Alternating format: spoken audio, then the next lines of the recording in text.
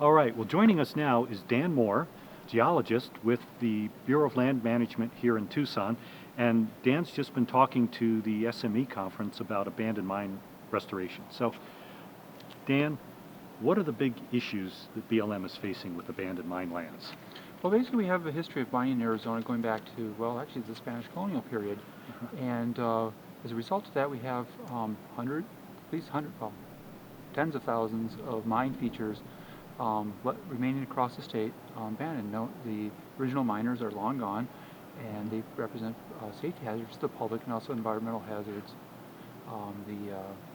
Basically, we have open shafts, open adits, trenches, that kind of thing. Okay, so there's two things I want to follow up there. You said abandoned mine features. Mm-hmm. So a lot of people think, oh, an abandoned mine, it's going to be a big, deep mine going back a mile or something like that. But in many cases, it's really just a small adit or a test shaft that somebody did, perhaps seeing if there was ore there, and then they didn't find it, so they walked away from it. That's correctly. That is actually the vast majority of the mine features we have are those very small exploration shafts, exploration trenches, and so forth. Okay, and those I would assume have less of a safety issue than, say, a deep mine where they actually mined something in most cases. Well, actually, for the safety issue, the first 15 feet are all that really count on a shaft. After that, it's just time to contemplate your future. Okay.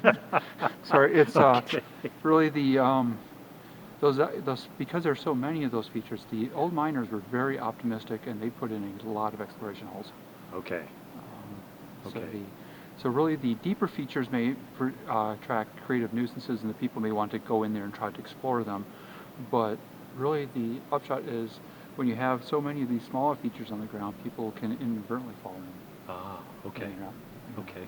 How many of these mine features maybe are more horizontal rather than vertical? It varies from mining district to mining district based on topography, but vast majority are vertical. The adits, tunnels, and so forth are maybe 10% of our mining features. The majority is vertical shafts. Okay. The other piece you talked about was environmental concerns. So one is blocking these mines off so people don't fall into them or they become attractive nuisances to, hey, let's take the Boy Scout troop this weekend and go explore this old mine shaft. Mm-hmm. What are the environmental things that you're focusing on? Okay. Environmental things we look at, earlier in our work, we worked at mill sites on the San Pedro River in the Tucson area where we had old tailings material sloughing off into the San Pedro River. So some of our early projects were to pull that material back away from the riverbank and cap it, prevent that material from getting directly into the river flow.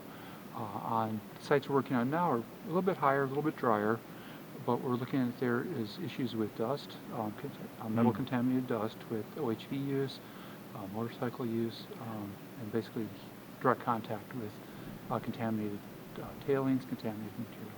Is this all on BLM land, or do you handle other federal lands as well? We work on BLM land right now. Okay.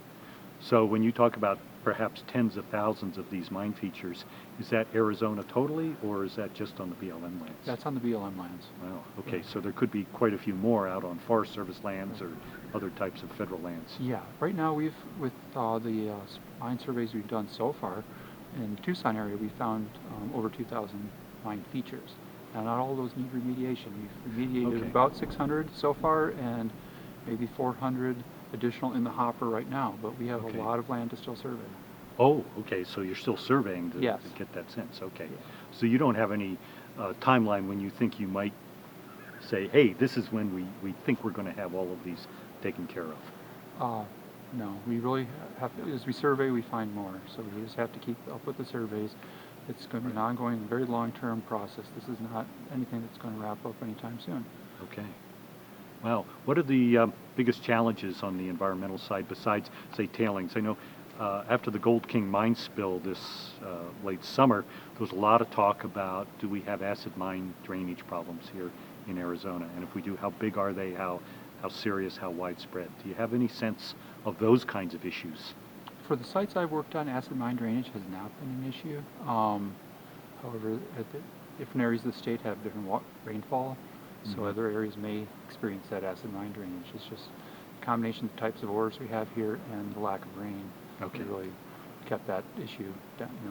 It's not a particularly big issue here. Okay. We've heard that from others as well, so I'm glad to hear that confirmation that it's been, so far at least, it's been less of a problem than in some Mhm. areas. Well, Dan, thank you so much for joining us and great presentation this morning. Thank you. Appreciate it. All right. Underwriters of the Arizona Mining Review include Mining Foundation of the Southwest, a nonprofit organization based in Tucson, Arizona, working to educate the public about mineral resources and the mineral extraction and processing industries. Amigos, Southwest Buyer's Guide. For almost 40 years, Amigos has worked to provide a better business environment for mining. Pioneer Equipment Incorporated, serving the equipment needs of the mining industry since 1959. And Copper State Bolt and Nut Company, in business since 1972 with 21 branches to serve you.